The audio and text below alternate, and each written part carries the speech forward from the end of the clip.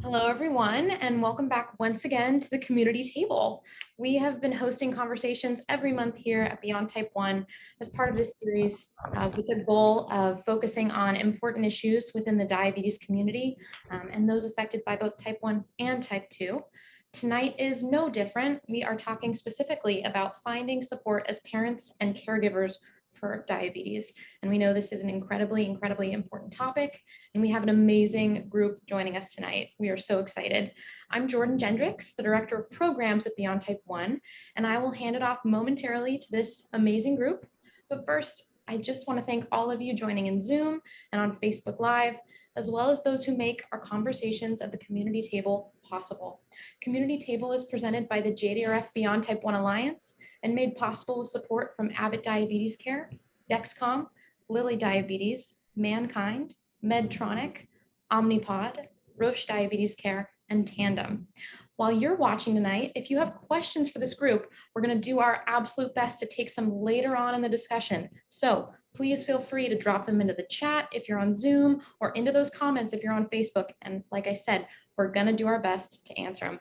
For now, I'm going to ask our amazing panelists to go ahead and come on video, and I'm going to hand it off to the best, Crystal, who's going to moderate this conversation tonight. Crystal, take it away. Thanks, Jordan. Good evening, everyone. So my name is Crystal Hall, and welcome to the Community Table. We're here on behalf of Beyond Type 1, and tonight we will be having a conversation around finding support as parents and caregivers for diabetes. And we're so excited to have you all here with us this evening. We have an awesome panel lined up, but before we dive into the discussion, I'd like to take a moment to give our amazing panelists an opportunity to introduce themselves, just so that you can learn a little bit more about exactly who they are. I'll kick things off and kind of get started. As I mentioned, I'm Crystal, and I'm the mother of Brooklyn Hall, or better known as T1D Brookie on our Instagram and Facebook social media pages. So Brooklyn is 4 years old, and she has lived with type 1 diabetes since she was 18 months old. So we've been in this journey for a little over about 2.5 years now. We live in the Atlanta, Georgia area, and by day I'm a CPA, but many of my mornings and evenings are spent doing, the important work, the work that truly matters, and that's helping other parents out there and other people that are living with diabetes navigate through this journey. So with that, I'm going to turn it over to Julie for an introduction. Hi, everybody. I am Julie McKinney. I have 4 kids with type 1 diabetes, ranging in ages from 3 to 14 ages of diagnosis. And all of my kids are adults now, so I'm pretty versed with the diabetes care. I've been doing that for, almost 20 years now. Daughters that were 3 that are now 19 with type 1. So I'm looking forward to hearing questions and trying to help people navigate type 1. Hello, everyone. My name is Erica Taylor, and me and my husband are proud parents of 3 phenomenal children, 2 boys who are ages 25 and 17, and a daughter who is 12 years old. 2 of my children, my oldest and my youngest, have been diagnosed with type 1 diabetes. My husband and I currently live in Colorado, and I'm very happy to be a part of this panel and part of this discussion. Hi, everybody. My name is Tom Huxtable. I am actually this month is my 40th anniversary of being a type 1. I'm a father of 2, happily married for 22 years now. And this is my son here, Colin. I'll let him introduce himself, but he's type 1 also. So diabetes is something that runs in our family and something we know well, and we're, hopefully can share some advice and some experiences with you guys that will help ease your minds and make some experiences better. I'm Colin Huxtable. I'm almost 18. I've had diabetes for 11 years now, and I'm a student, almost a pilot. I'm working on my pilot's license, and I have learned to live with diabetes at school, and I'm happy to talk with kids who are maybe nervous about school or, living a teenage life. Hi, everybody. Thanks for joining us tonight. I am a nurse practitioner at the Barbara Davis Center, and I am and on the adult side, there's pediatric side and adult side. And I am kind of working with Dr. Majidi on the pediatric transition program. And that's been my baby for the last 4 years. I think it's really important to try to get the adolescent population into good control going into their adult life. And I also have been living with type 1 diabetes for the past 25 years. So I have experience. I was diagnosed at 18 years old. So didn't have to go to high school with diabetes, but college was kind of a challenge when I got diagnosed. I've been married for 19 years and I have 2 children that don't have diabetes. They have been HLA typed, though their DNA has been typed. And my son, he doesn't have antibodies yet, but he's got high markers for type 1. So we're just kind of watching him. He's 9 years old right now. And I'm happy to be part of this panel and help you guys through some of the caregiving tips. Awesome. Thank you, Nicole. And thanks to all of our amazing panelists for that introduction. So we're going to go ahead and kick things off and dive into the discussion this evening. So I want to start by taking a trip down memory lane, if you will, and just thinking back to the time when either you or your loved one was diagnosed with diabetes, kind of talk about when they were diagnosed or when you were diagnosed and kind of what was that experience like for you? Or if you're a parent, what was that experience like for you as a parent? Not sure who wants to kick it off for us. I don't mind going first. I'll just jump in there if that's okay. This is Julie. Sure. I forgot to say too that I'm living in South Carolina, but I'm formerly from Colorado, which is how I know a lot of these wonderful people here. So my first child that was diagnosed was Ashley, and she's she's a twin. She was 3 years old. Everybody in our house was sick. We all had some type of a stomach, bug virus going on. Everybody had been doing the 24-hour stuff, and everybody in the house seemed to be getting better. A couple of days went by and everybody was recovering and getting back to normal. And Ashley just didn't seem like she was. She was lethargic. She was sleeping constantly. And then when she woke up, she was still just seeming like she was still asleep. She was wetting the bed, and she was 3 and she had not wet the bed since she was 2. So I took her to the pediatrician and I made her an appointment. I took her in and just said, we'd all had this virus and everybody else was getting better. And Ashley just seemed to me like there wasn't something right. Pediatrician kind of looked her over and said, I just think that she's going to need a couple more days and she's going to come through this. So I took her home. The next day was worse. She was worse and I was still a young mom. And I just kept telling myself she was going to get better. And another night went by and she had a really bad night. She was just up all night, but just like not really up. She kept eating and drinking. And it just seemed like, I kept telling my husband at the time that it just seemed like nothing was actually, she was eating, but like she wasn't absorbing it. It just seemed like it wasn't doing anything. She was getting no energy, nothing from it. So I took her back into the pediatrician's office the next morning without an appointment, just walked in and said, I know that there's something wrong with my child. We need to find out what's going on. She weighed her and she had lost 2.5 or 3 pounds from the day and a half she was there prior, or 2 days there prior. And she told me that she thought that maybe she had a urinary tract infection. She was going to do some tests, but that I wouldn't get the results back until Monday. And this was on a Thursday. And I told her I was not, I don't know, just in my heart of hearts, I just knew that I was not waiting until Monday, that that was not going to work. And I said, I had an HMO at the time, and I asked her to please call my insurance and tell my insurance that she was authorizing for me to go to the ER, that I wanted to know what was wrong with my 3-year-old. And I jumped in the car and drove to the little local ER, Yorba Linda, California. We were there for about 10 minutes before we got called back. The doctor came back. He went like this to my daughter's eyes, had her stick her tongue out. And as soon as she stuck her tongue out, literally, he was on this microphone, AccuCheck stat, AccuCheck stat. I remember it. I mean, I just got goosebumps from hearing it. I didn't even know what AccuCheck was or what it meant. No idea. He turned to me and he said, does diabetes run in your family? And I said, I don't even know what that is. And the nurse came running past.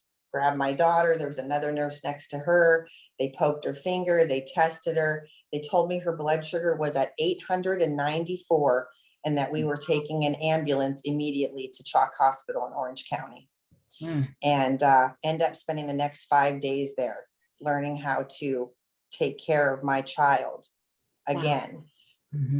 I'll have to say the biggest thing for me in that whole story is that I sat there for a couple of days next to my daughter with her being sick as they started giving her insulin and getting her numbers down.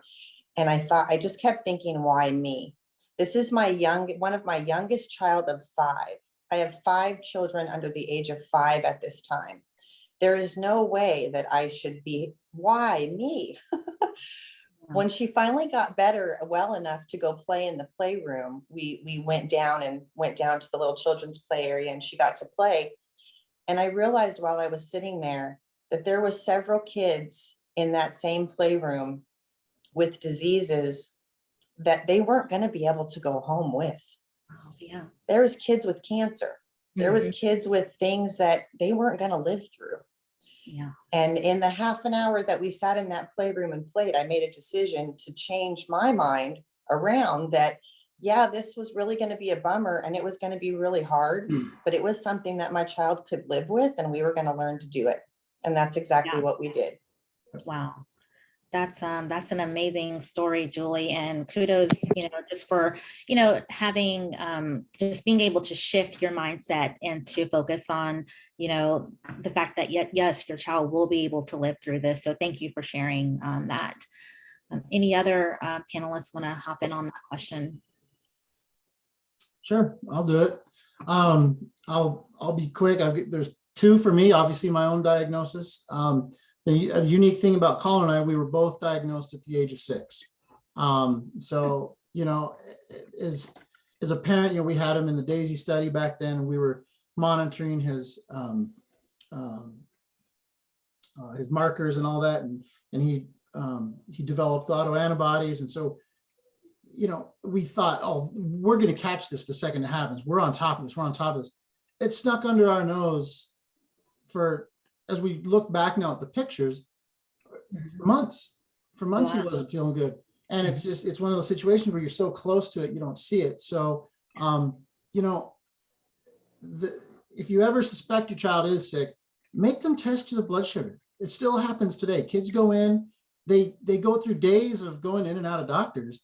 Just tell them to check the blood sugar, please. Just do a simple test. Go to Walgreens and buy a test kit and do it yourself.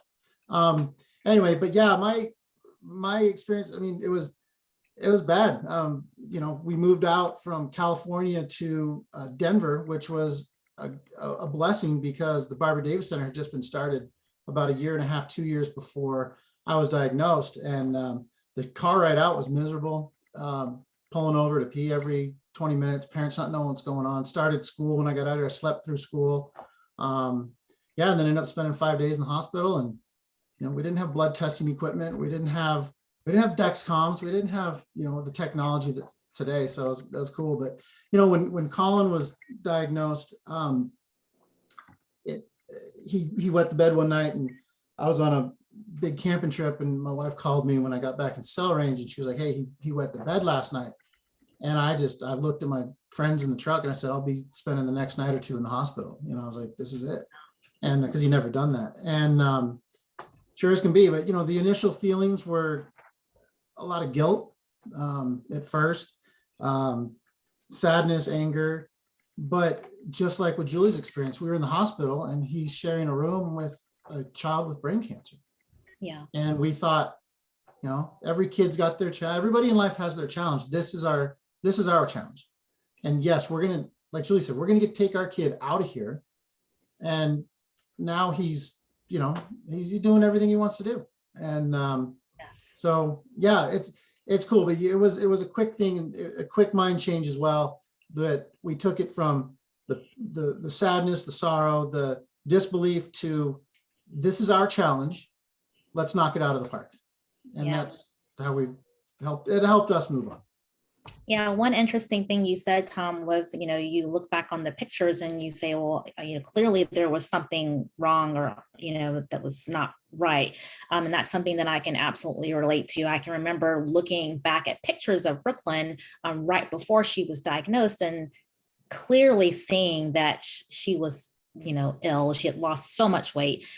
She had no color in her skin. But it's amazing just again, when, how clear things become, after you've, gone through, such a traumatic experience. But so thank you for sharing that. Erica, did you want to hop in on that question as well? Yeah, sure. So for me, everything you guys are saying is just really hitting home because I feel the emotions too. For my oldest son, he was diagnosed with type 1 at the age of 18. He had just had his meningitis shot and he just left a week later to go to college. So it was a big ordeal. I was already a ball of emotions, because my oldest son was going away for college and getting settled into college life. But when he returned from college that weekend, I saw that he lost a lot of weight. So I'm like, oh, you need mom's cooking, come home, and come to find out he couldn't keep anything down. And when we weighed him, he had lost 20 pounds. 20 pounds. And it was that severe because the week before, like I said, he had the meningitis shot. So they weighed him when he went into the doctor's office. He also had the classic symptoms of excessive thirst and frequent urination. He had the fatigue, nausea, and vomiting. So we ended up taking him to the ER because he wasn't holding anything down. And all my brilliance, because he couldn't keep anything down, wanted to keep him hydrated. So I said, hey, have some Gatorade, which is full of sugar. So once we got to the hospital, they tested him and his glucose level was 1,009. Whoa. I almost fell off the chair when it was explained to me that is not good. I was very scared. I was shocked, especially when I learned later on that a non-diabetic's glucose level is between, I think, 90 and 110. And then for my daughter, it was a week after getting a flu shot, which we did every year. But this particular year, a week after that, my daughter was diagnosed with type 1 diabetes when she was 8. And then a week later after diagnosis, she turned 9. For me and my husband, a second diagnosis of yet another child was devastating. I felt overwhelmed and discouraged because I was not understanding, like Julie said, why? Why was this happening to me yet again in my family? And it was like an emotional shockwave for me. I felt like this was just too much that my children in their young life had to deal with. So, I went back and forth and I had my pity party in my head and in my heart, just trying to figure out what can I do, but, with the support of my family and friends, and then when I looked at my children after each diagnosis, when I look back and think about it, I saw that they were such phenomenal fighters. And my job as their mother, along with my husband, was to find productive ways to support them, to educate them, to encourage them with good diabetic management, and to let them know that they are still the same awesome people that their grandmothers, their aunts, their uncles, extended family and friends know and love. And that is the reason why I'm so happy to be part of this discussion, because you don't get to talk like this to too many people. You keep a lot of things close to the vest, and just deal with whatever you're going through. Mm-hmm. So again, I'm happy to get that out, and share that with others. Yeah, so it sounds like one of the things that we all have in common as parents is just going through that emotional roller coaster. I think we can all relate. So one thing I do want to ask Colin, we're so grateful to have you on, to offer the teen perspective, kind of talk to us a little bit about, when you were diagnosed and kind of what do you remember during that time? Yeah, so when I was diagnosed, I was 6 and I was just going into first grade at a brand new school. Mm-hmm. So I didn't know anyone. I didn't know any of the teachers or the nurses. So my mom sat in my first grade classroom for 3 months, and we had to train a lot of the teachers because most of them didn't know about diabetes. We learned about 504 plans, and that was really crucial in the later years when testing came around, to just have a specific plan for diabetes. But I remember that I would just, all my friends would ask me questions, and I just, every year I would make a presentation for my class and tell them, about diabetes and what to do in an emergency if that happened. And I would write letters to my teachers, and we would just make sure that everyone knew what to do. And then as I got into middle school and high school, I started managing it more on my own, but still writing letters to teachers and making sure that like my friends knew what to do because I hung out with them a lot. And after school activities, I did a lot of theater and choir. So I would be after school with my theater director a lot. So I have to make sure that she's trained and stuff. But yeah, really, I just remember when I first got diagnosed, like just learning so many new things and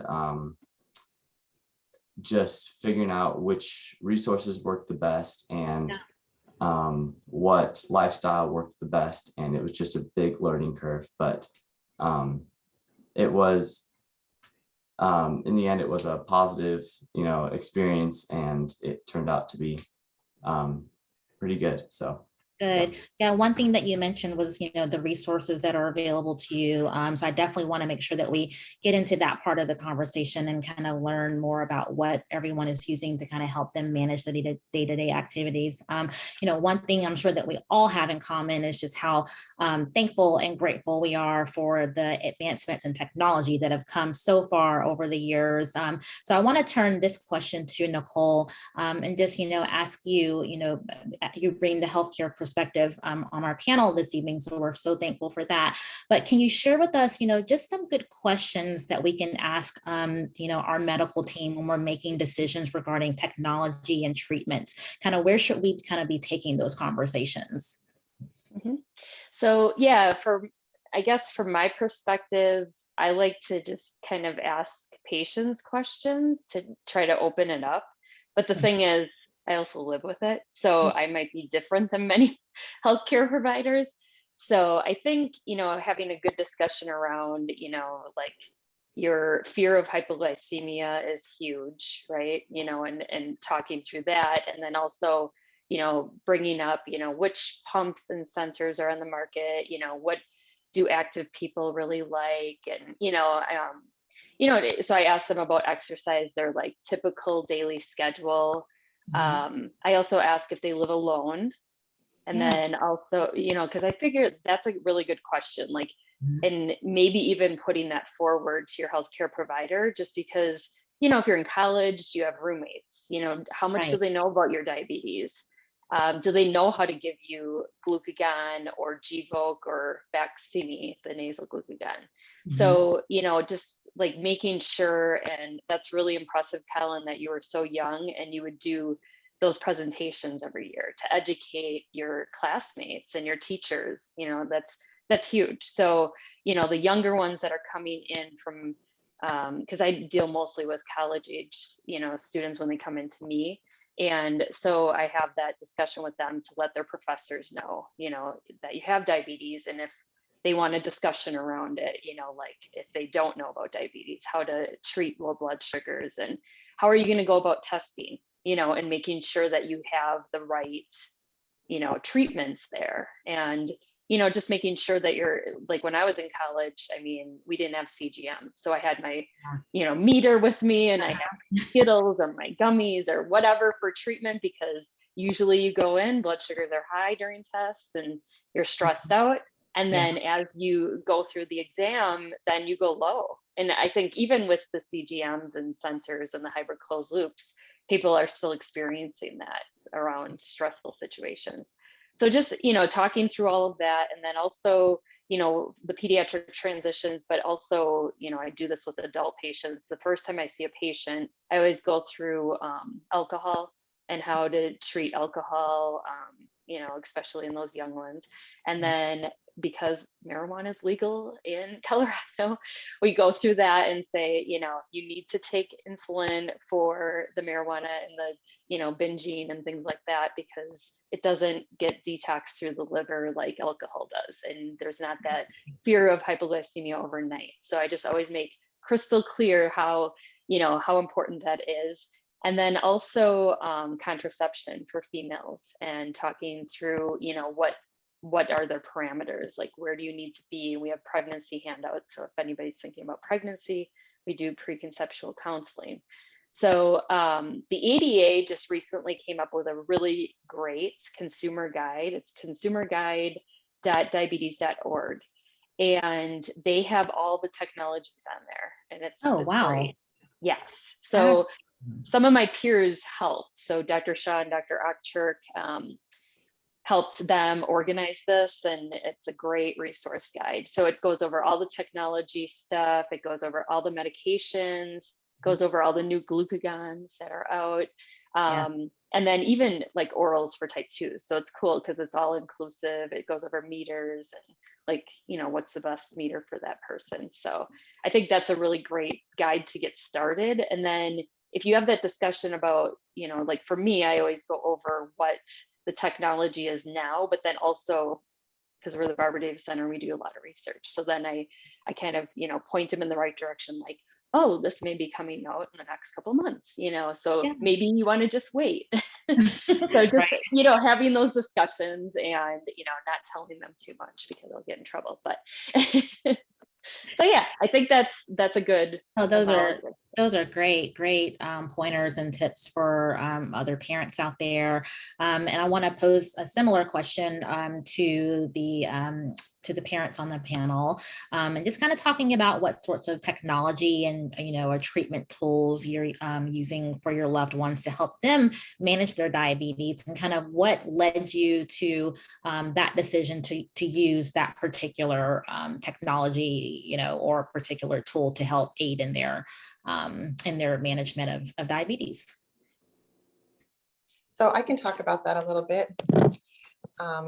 We, for a long time, just did shots in our house with 4 kids with type 1 diabetes. I thought there was no way that we would ever be able to afford insulin pumps or anything that was fancy. And we did shots. And honestly, when you have little kids, anybody that's listening or is on here and knows that, little kids don't eat 3 times a day. They eat like 16 times a day. And they eat when you're driving. They eat when you're driving on the freeway. Even if they have type 1 diabetes and can't give themselves a shot while you're driving on the freeway, because that makes it hurt even worse, and you've got to pull over. And there's just all these things with little kids with type 1, and also testing. Think that I fought with insurance companies over the number of test strips that should be allotted to my kids and my family. Like it felt like it was an act of Congress to get a 4th, 5th, or 6th test strip authorized. Went like that for a really long time.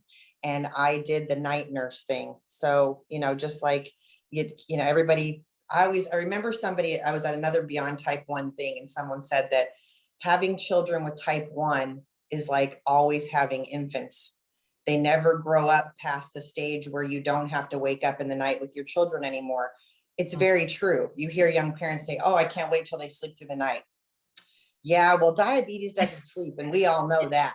Diabetes never sleeps. So exactly. Julie didn't sleep for a lot of years. I mean, I learned how to get back in bed and fall back asleep in a very low level of sleeping for years and years. I woke up and tested 4 kids in the night while they were trying to sleep, blood going everywhere. Oh my God, the drop just went on the forehead. No, I needed that for the test strip. What are you doing? I mean, crazy stuff with my phone in the night, trying not to wake people up. Yes. I was a night nurse. And I work full time. 5 kids, work full time. September is my busy season at work. I work for support the US government. It's federal fiscal year end. And I sometimes work almost 20 hours a day, or at least I did about 5 years ago. when Wow. our company was built, when my company was first growing up, basically. I slept through the night. I did not wake up and test my children. And I woke up in the morning, woke everybody up for school, went in to wake up Ashley and Emily. Ashley got up, got in the shower. Emily didn't get up. She had been kind of hard to wake up for a couple weeks, had been to the Barbara Davis Center a couple weeks prior. Some adjustments had been made to insulin. Tried to get her up, had to run back into my office to see what was going on with something. Heard Ashley say, Emily, you really got to get up. It's time to get in the shower. Still not up. Went in there, tried to wake her up, realized she wasn't waking up. She was too low to wake up. Wow. I sat her up in bed. She looked at me, she twitched. And at first I kind of thought, well, maybe she's cold. Like I opened a juice. I'm like, I think you're low. Stuck the straw in the juice, gave her the Capri Sun. She took a little sip of that, twitched again. And I thought, warm body, cold juice. No. Second later, that twitch was a full-on seizure. She was seizing. Her sister was coming out of the shower, screaming her name. My ex-husband was running up and down the hall, kind of freaking out. I grabbed the glucagon, got her the glucagon, called 911. Like 10 minutes later, I think the ambulance was there. She was no longer seizing.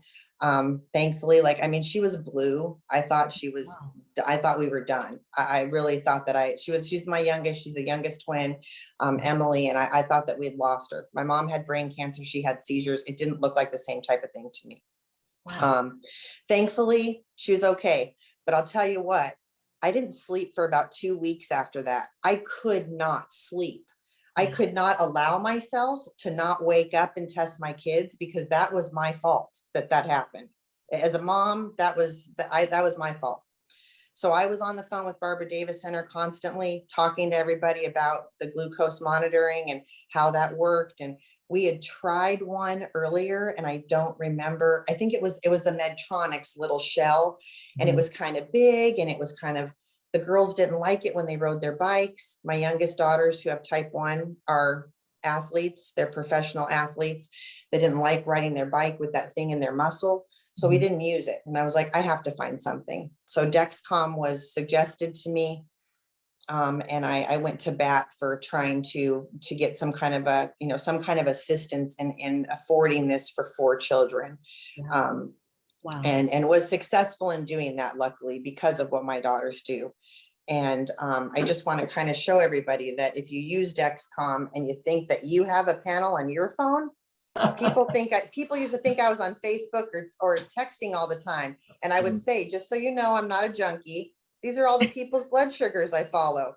Wow. I have a wall of these. I have enough of these to cover an Empire State Building in New York. And I hope that someday maybe Dexcom will be able to do that because hallelujah for the technology that we have. Absolutely. Yes. Absolutely. So grateful. And I hear you on the lack of sleep and, just being afraid to even sleep. So thank you for sharing your perspective on that. I want to also turn to the other panelists and see what tools and technology are your loved ones using to manage their care. Oh, I can go to that because both of us are on the same system. Okay. So, the first thing I want to say is if your child is diabetic or you're diabetic and you're still doing finger sticks or something that's not monitoring your blood glucose live, you're in the past. I mean, it's you got to be on something, whether it's Medtronic, Dexcom, any type of CGM. Now, when Colin was diagnosed, Dexcom had only been out for about a year. So when he got diagnosed, I called up the rep up in Denver and I said, hey, we're interested in trying this. I want to try it. I want to see if I get my son on it. So I was like, I'll try it first. And that was, I think that was oh man, I don't even know. It was the 2 series. It was the first one. Maybe it was the first series they had. And I remember the guy came down to my office and he put it on me and I waited my 2-hour startup. And when that thing turned on, I broke down. I was like, I've been testing my blood sugar for 28 years. My fingers were just numb. And all of a sudden I could see it. And it was like, it was cool. I mean, it was emotional. It was cool. But I was like, So I did it for a few weeks, and then we put him on right away. And the CGM's been a game changer. It's been a game changer. It's literally life-saving. I mean, Yeah. I say that, Brooklyn's Dexcom, I tell everyone that it literally saves her life every single day. So I know absolutely. we're all Yeah. so grateful. Yeah. And do we sleep all night through? No, we have alarms going off at our house all the time, but the alarms are going off because we want to be healthy.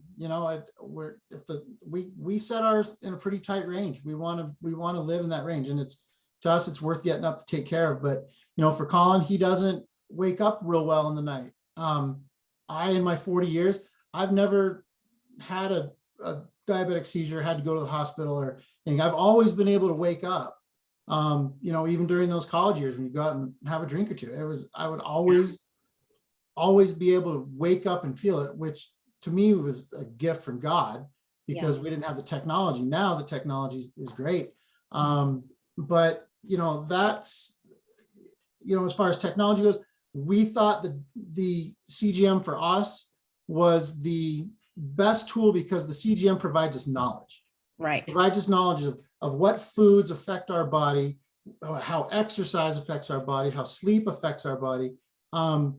Insulin, we both still do shots. I prefer shots. And that's okay, right? Yeah, because we always figured you can always deliver insulin, but it's how you deliver that insulin is your choice, but how much insulin you deliver, you have to have the knowledge to do that, and that's what a CGM does for us. And praise to Dexcom. They with no longer the reps come to your office and stuff because they're gotten huge, turned into a massive company. But we love it. I can't go. I hate my 2-hour startups because I feel like I'm offline for 2 hours. I feel so lost. I'm like, this is terrible. Well, I know what I told Kevin, the gentleman that founded Dexcom, that it was like giving me sight. Like I felt like I was blind and now I could see. Yeah, absolutely. Totally. Yes. Totally. Yeah. Well, no, we're also grateful for the CGMs, whether you're on an insulin pump or doing, daily injections. Again, at the end of the day, you have to decide what works best for you. And I'm happy to hear that you all are doing that. I want to shift our focus a little bit and just talk about, some of the daily challenges that we face or that you or your loved ones face with living with diabetes. We all know every day is really an emotional roller coaster. So, this question is for Colin. I'd love to kind of hear from you. What's been your biggest challenge that you face living with diabetes? So starting out, like in school, it was kind of like, I was just behind because I had just been diagnosed, and we didn't know that much about like kids with diabetes. Like we had the new technology and it was cool that I could see my blood sugar, but then like I was brand new to diabetes, so like I wasn't going out with friends and stuff on my own. So the biggest challenge was just getting comfortable with how to manage it myself and how to communicate with my parents and stuff. And the independence just grew, and it was just making sure that wherever you go, you have plans in place and you know what you're doing, and just communicating is a huge key. Especially if you're going by yourself. No, that's great. You touched on an excellent point there, just being able to communicate with parents. And so I want to ask Nicole a similar question, kind of in that same space, if you will. Do you have any helpful tips or suggestions for families when it comes to, just how to have supportive, constructive conversations surrounding diabetes? What do you recommend to parents and caregivers when those types of conversations come up? Yeah, so this goes across the gamut, like kids, teens, adults, caregivers. We're talking like, I have a lot of elderly patients with type 1, so their, sons or daughters are following them on CGM. Medicare covers it. Now Colorado Medicaid even covers CGM. So there's like no reason for people to not be on CGM, which is great. And they have these nice share features. So then you can look at the data and you can, I think it really helps too, to like see, like for the parents, you know, to see how their children are doing away from home, you know, especially if they're transitioning to college, they can kind of follow that. The best advice I have ever gotten from a patient is to use emojis. Ah, okay. So when you're explain what texting, that. yeah, so like if you're texting with your child, even some parents do this, and I actually do this with my husband because he'll like send me a candy, like because he notices I'm low. And I'll just send, you know, like a thumbs up, like, hey, yes, got it. Don't worry about me. Don't watch this. Don't monitor me. You know, and I think that this like takes a lot of that, you know, criticism away too, because, you know, if the parents are in with the patients and they're criticizing them, or the child is in with their, you know, parents or spouse is in with the patient, I just always say how important it is to not criticize them, because this is a very difficult disease to manage. We have a whole type 1 center here with over 7,000 patients with type 1. And it's just so hard to live with because there's so many things that trigger high blood sugars and, you know, and fear of hypoglycemia, you know, and, you know, you have these scary situations. So, you know, just having those open discussions and to not feel judged, and looking at even like the reports, like if they look at LibreView or CareLink or Dexcom Clarity reports, and, you know, then maybe sitting down and have like a good discussion about it and having an open discussion and kind of like focusing on the high points, you know, and start there, you know, never start with the low points. Absolutely. Do that. Even with patients, I never do. I'm always like celebrating their successes. And, you know, even if they go from 10 to 8, hey, that's better. You know, I tell them, okay, you're decreasing your risk by this much, you know, for kidney damage, eye damage, you know, and we're working towards it, you know, and you're going to feel a new level of, you know, like as your A1C is coming down, you're going to feel much better at lower numbers. And so doing that gradually is better than not doing it at all. Yeah, I think you touched on it. You said, you know, just again, focusing on being positive. I'm convinced that, you know, when children or young patients, when they hear things that are negative, I mean, that sticks with them forever. You know, you never forget a lot of those conversations that you hear when you're younger, whether it be from your parents or from a medical professional. So kudos again for, you know, shifting and kind of guiding parents into the right direction. And before we move on from this topic, I just want to check in with Erica on the same topic and just kind of see what resources and tools are your children using that you found that are helpful. Well, as far as technology, both of my children, they use the CGM, the glucose continuous glucose monitor, and the Tandem pump. I think our decision was based on the finger sticks at night and the wild ranging from highs to lows and not getting it right, if there's a such thing. And we talked to people at the, you know, Barbara Davis Center. And as far as resources, you know, when my oldest son was diagnosed, I kind of became a little introverted, and I kept things on the wraps. So we didn't tell a lot of people because it was just things that we dealt with. It was our new normal. But when my second child came around, was diagnosed, I became more vocal. I sought out more help than I did initially. So basically, I recognized that not only was I concerned about their highs and lows and not getting it right, the rest of my family were scared as well. And my children they were trying to navigate such an emotional terrain and adjusting to their new normal with living with type 1 diabetes. So I searched and I couldn't find like a active Facebook family support group or anything like that. I talked to someone from the Barbara Davis Center, And here's where Tom and his lovely wife came in. His wife reached out to me, and that's how I got connected with Tom, Colin, and so basically by going to the support group, I felt more supported, because not only for myself, knowing that it's okay that I may have felt like a failure, or I didn't do something right, like Julie said earlier, or what did I miss, or what can I do better?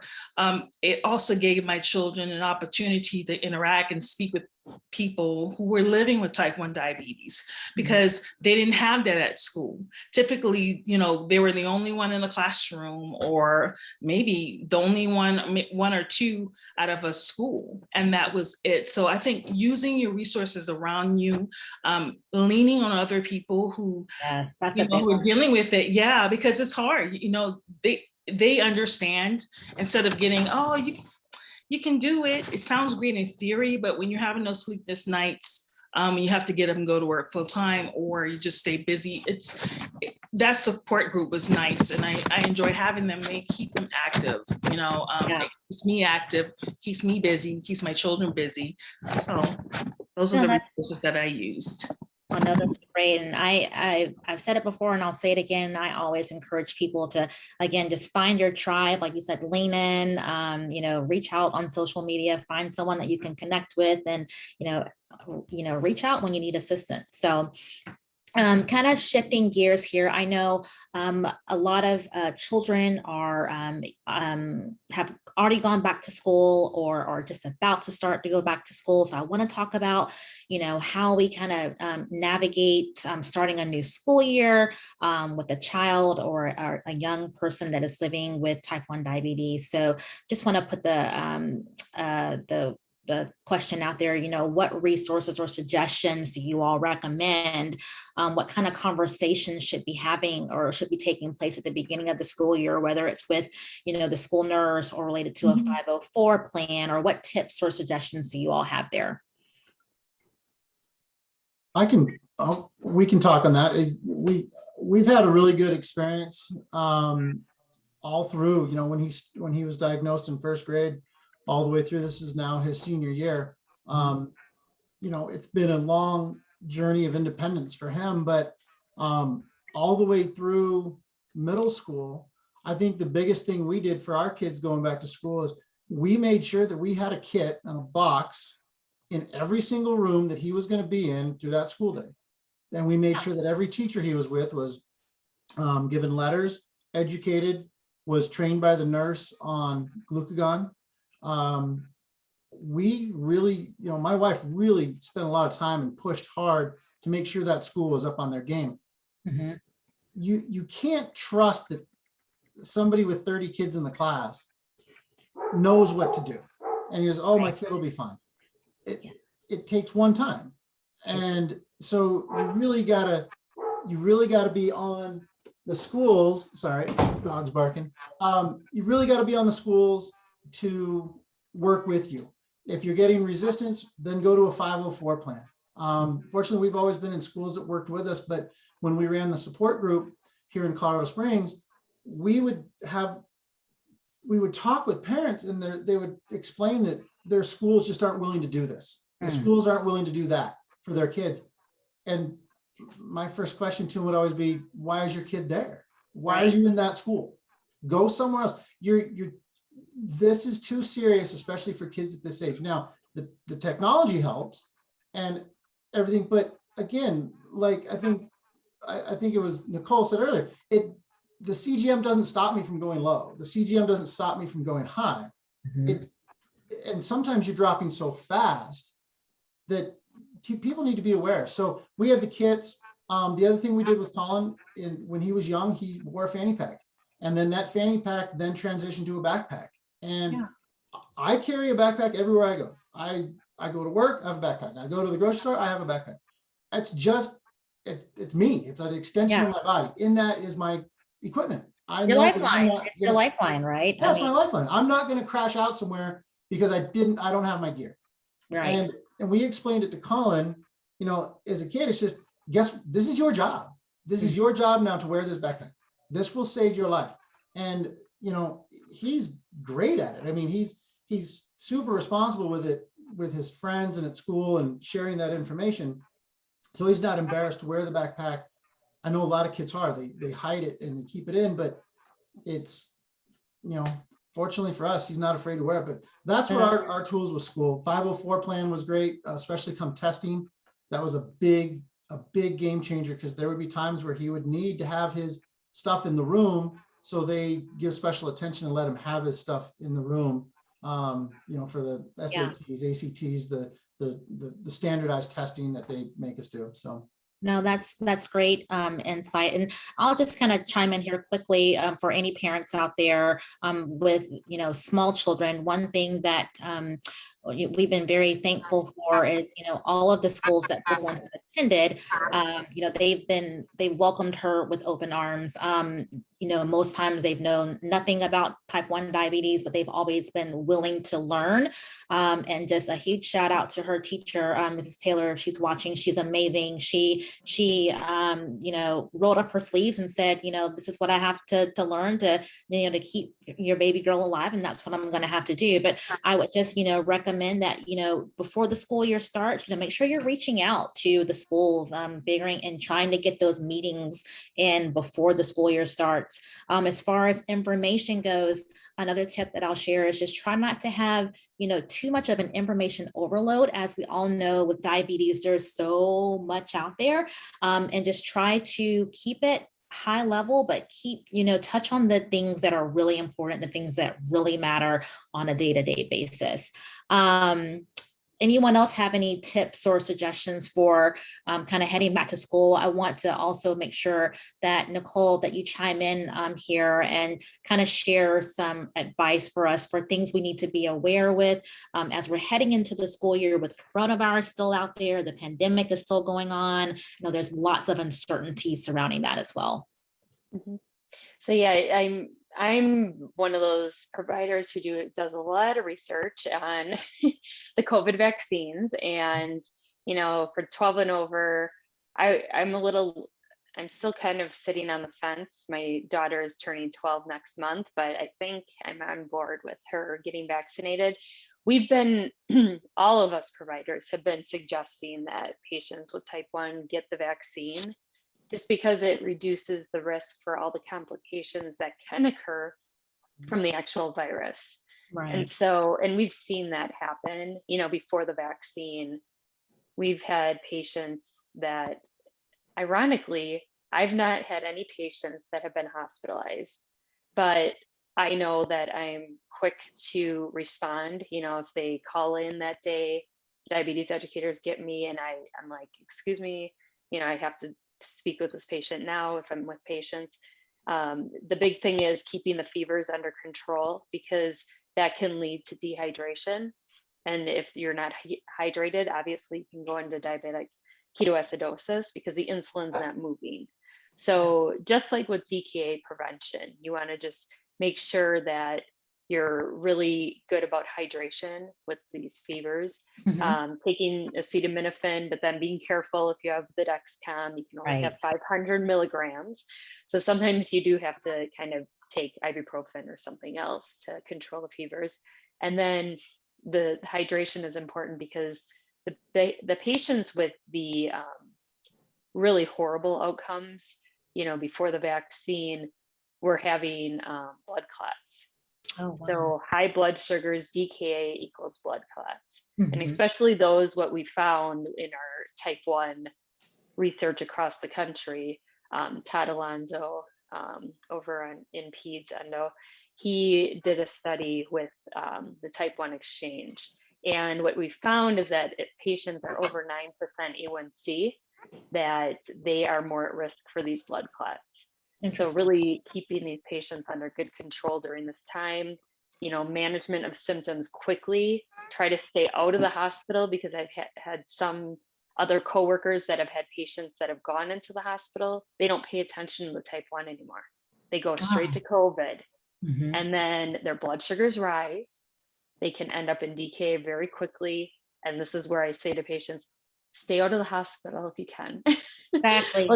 Yes. You know, call me in, you know, 2 hours after you take your Tylenol, just Right. let me know how you're doing. Yeah. I'm giving out my personal cell phone. I don't care. I'm just like, or call the doctor and call if you don't want to bother me, whatever. It's never a bother, but and then keeping in close contact with them to see how they're doing. No, those are great tips and suggestions. So I know as parents, we just again have so much on our plate. Dealing with diabetes, it's not even taking things day by day. I mean, it's literally taking it like hour by hour and sometimes minute by minute, just, to try to get through the day. But I want to just kind of, as we, come into our closing here, just kind of what tips or suggestions do you all have for other parents out there, how to best take care of themselves? Self-care is so important because if we're not well, then we're not able to care for anyone else. So any suggestions that we can share with, especially parents maybe that have a newly diagnosed child out there that are just looking for some insight.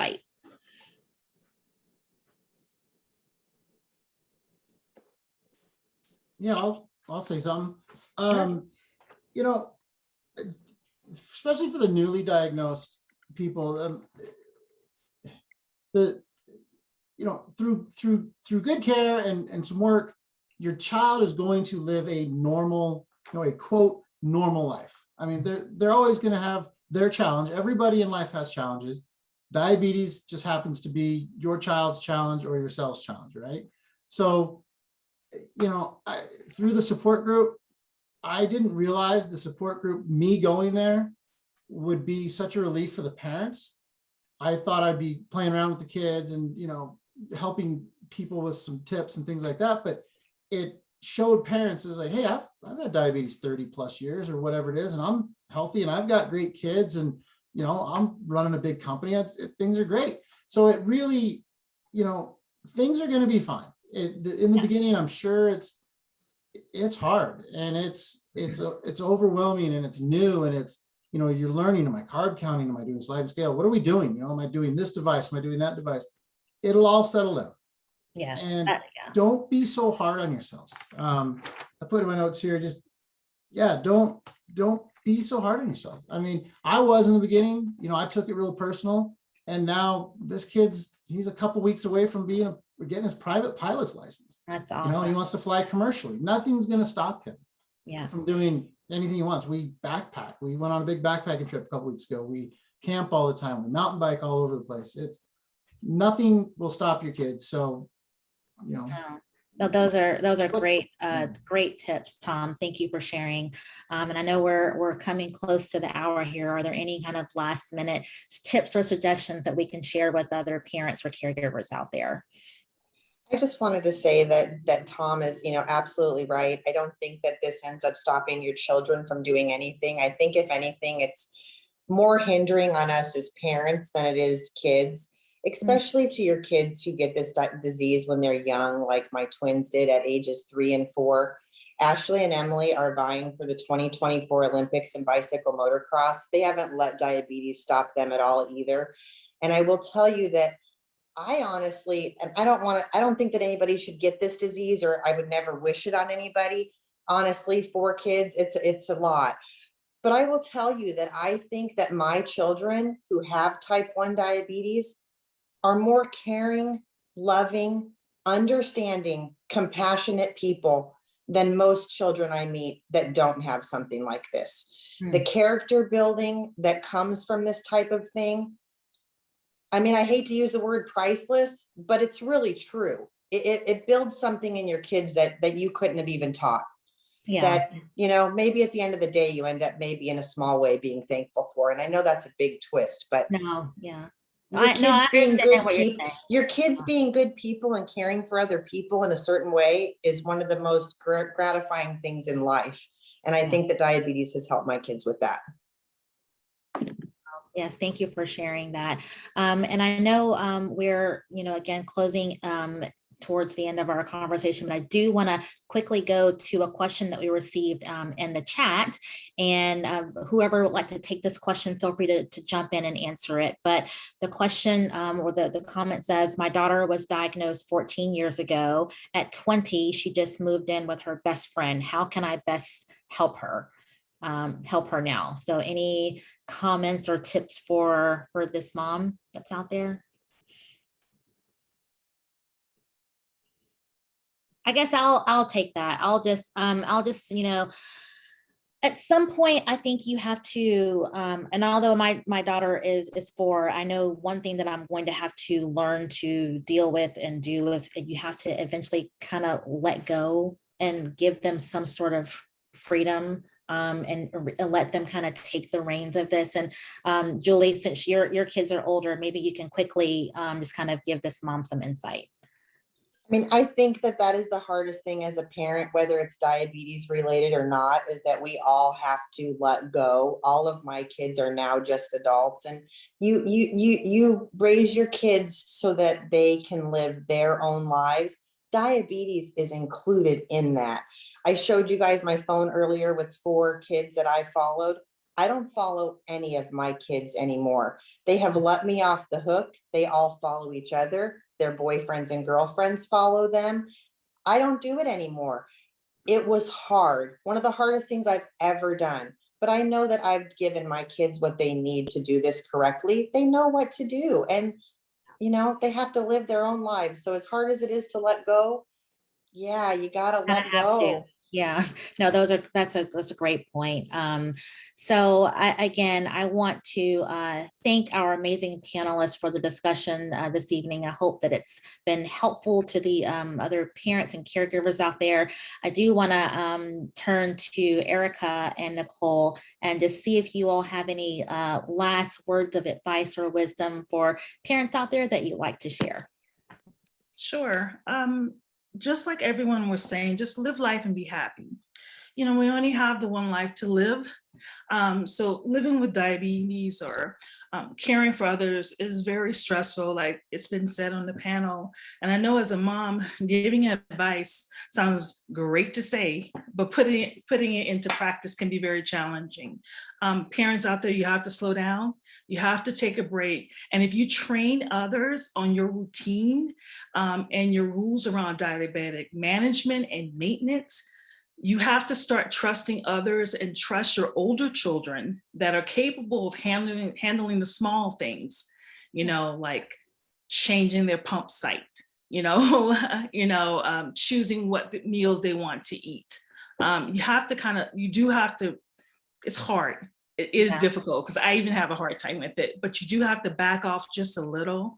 And then also, I say again, connect with other parents and children who have diabetes or caregivers that have loved ones that they care for who are diabetics. Build up that supportive community. Yes, absolutely. Thank you for sharing that, Erica. And Nicole, any last words?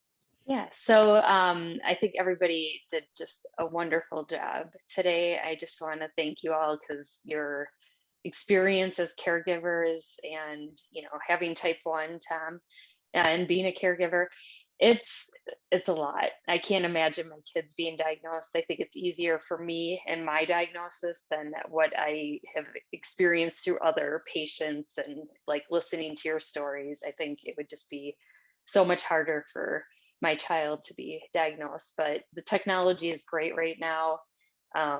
What I share with my patients is, I say life is a journey, and I'm not going to let diabetes lead my journey. I'm going to let it come along for the ride.